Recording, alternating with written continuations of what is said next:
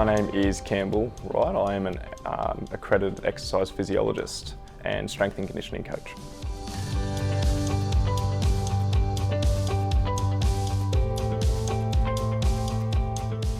We take people with chronic conditions, chronic health conditions, and we take them through exercise programs to help them improve their life. Okay. So if you go see a physiotherapist, you might have more so for a joint issue or pain, and so they might do the acute rehab phase for it and give you some small exercises, where we usually come in and do the return to normal lifestyle practices, so just more of the return to life. We also do a lot more of the physiology, so we take care of if you have diabetes or heart disease or cancers. We incorporate more of the physiology of how the body works into our rehab to get them back on track. We have a lot of different clients. Some people are definitely here for mobility and to improve their function and capacity to achieve daily tasks. But it also ranges from a lot more chronic conditions, say cancers or heart issues, or sometimes we have metabolic issues as well, and we just try to find ways to help improve their life and the way their body works to treat their conditions more conservatively than, say, medications. Something we have to think about is when we can see people. Usually exercise is done around the hours of work for a lot of clients, so we do have to be prepared to have the early starts and have the later finishes. But throughout the day, what we're doing is we're doing initial interviews with people, we're doing assessments, whether that be for work cover, whether it be for NDIS, whether it be for insurance and Medicare referrals. So we have all different type of interviews and assessment protocols that we use. We consistently liaise with doctors and allied health professionals. We do a lot of report writing, and of course we do our exercise sessions. So that's obviously the exercise sessions are the main part of the day, but along with that comes a lot of the clerical stuff. But yeah, so it's a really busy day, but it's really rewarding.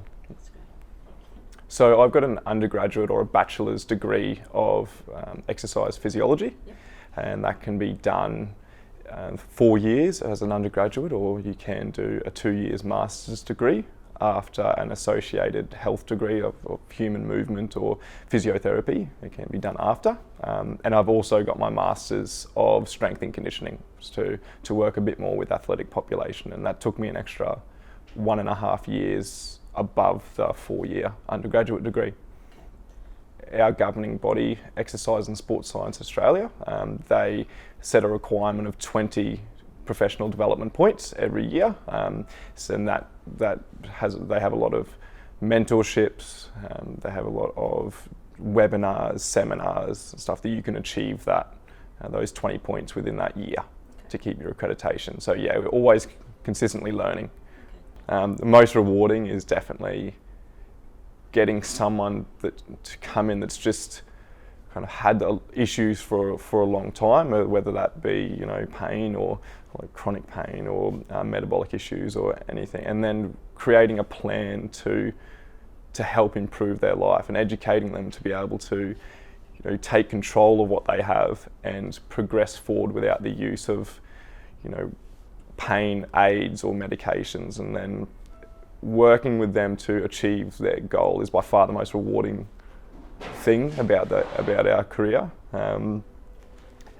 The most challenging thing about being an exercise physiologist is public awareness of who we are and what we do.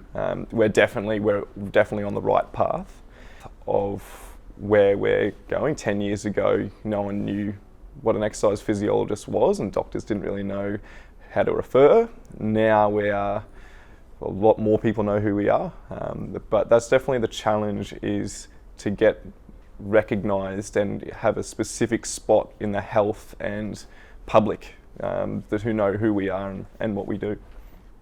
So I think it was very active as as a kid, and I always wanted to know how the body worked and what things kind of made you have the competitive edge over people, and that more took me down that physiology road of how we use exercise and how the body responds to different stimuluses to get the most out of what we're doing and how to train for those.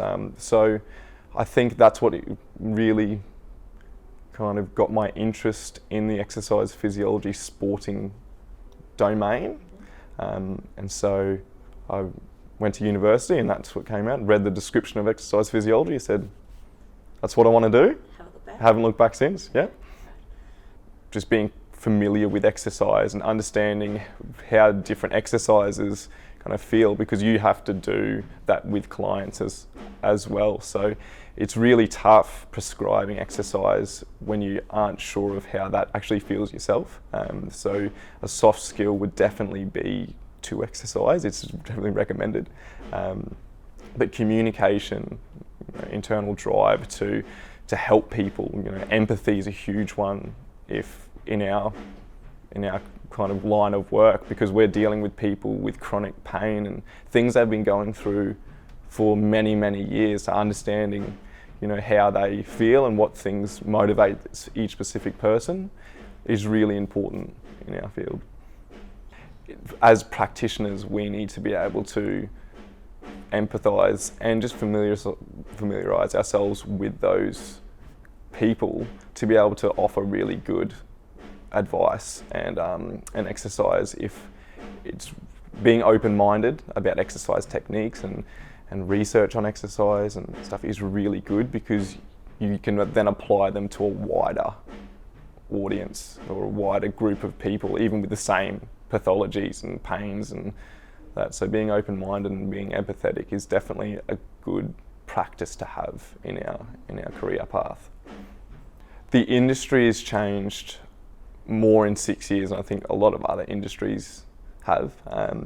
We have more support now from doctors and other allied health professionals. It was the case that people didn't really know who we were and where we fit in the spectrum of allied health, but now we have more support and more referral bases than really we ever have before. And also just the research about exercise has changed in the last 10 years. So after the pharmaceutical benefit scheme came out, Australia really poured money into the medications, and that's now kind of reversing and doing a 180. Now all the recommendations tend to be exercise and movement related. So we're getting more support than we ever have, and it's a very good field to get into.